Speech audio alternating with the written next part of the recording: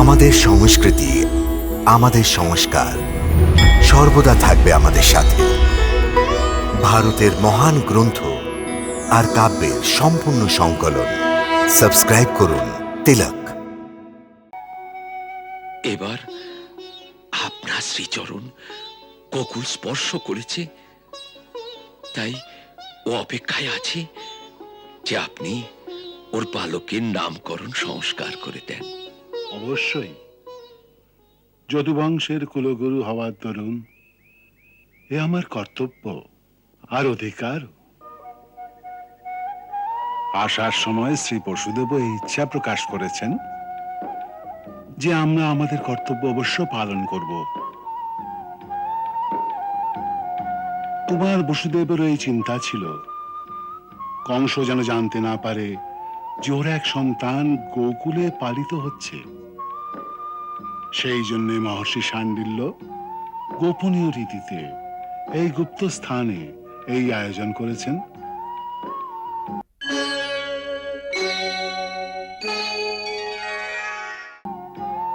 মহামুনি, আমারও এক প্রার্থনা আছে। কি কথা? আপনার ন্যায় দিব্য বিভূতির গোকুলে পদার্পণ করা আমাদের সমস্ত গোকুলবাসীদের জন্য এক আশীর্বাদ। তাই এই আশীর্বাদের ফল আমাদের পেতেই হবে। প্রভু, যদি আপনার হাতে আমাদের ছেলেদের নামকরণ হয়ে যায় তো আমরা কৃতার্থ হয়ে যাই। কিন্তু শ্রী নন্দ রায়, এই অধিকার তো আপনার কুলগুরু মহর্ষি শাণ্ডিলের আছে। তাই মুনিবর, শ্রী নন্দরায়ের প্রার্থনাতে আমার ইচ্ছাও সম্মিলিত আছে।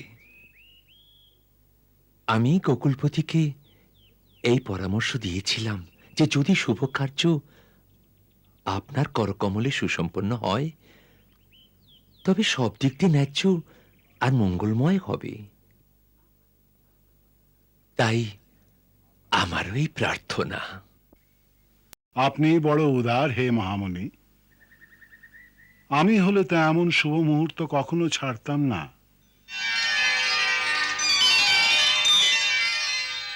তবু হে ব্রজেন্দ্র, একটা বিষয়ের বিচার তো অবশ্যই করবেন। কি সারা বিশ্ব জানে যে আমি যদুকুলের আচার্য। তাই যদি আমি আপনার বালকের সংস্কার করি তো এই সূচনা পেতেই কংসের এই ধারণা হতে পারে যে কদাচিৎ এই শ্রী বসুদেবের অষ্টম পুত্র, তবে তো বড় বিপদের সম্ভাবনা।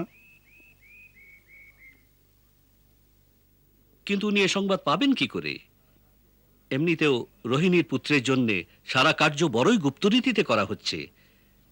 তার ওপর এ নির্জন গোশালায় আমার আত্মীয় স্বজন গোপজন কেউই তো নেই।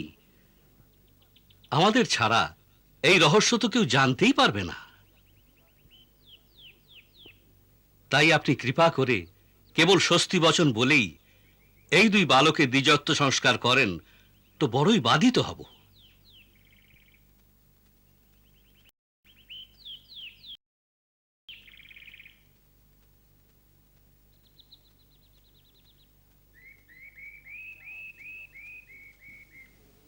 আচ্ছা, আপনি এই রহস্যকে গোপনীয় রাখার কথাকে দিতে পারেন?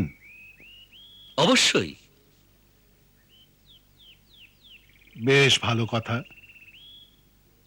হে ব্রজেশ্বর, প্রথমে আমি রোহিণী নন্দনের নামকরণ করছি।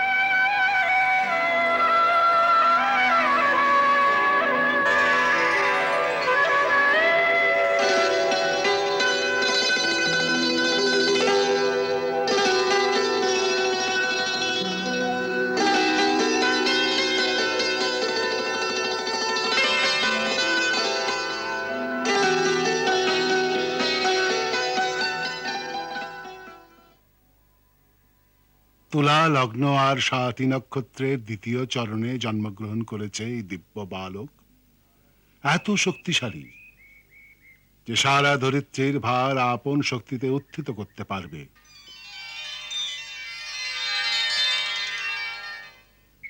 এর তো অনন্ত গুণ, যার দ্বারা সব মিত্র আত্মীয় পরিজনদের নিত্য আনন্দিত করবে। তাই এর নাম হবে রাম। এর বলের কোনো সীমা হয় না, তাই লোকে একে বলরামও বলবে। বলরাম,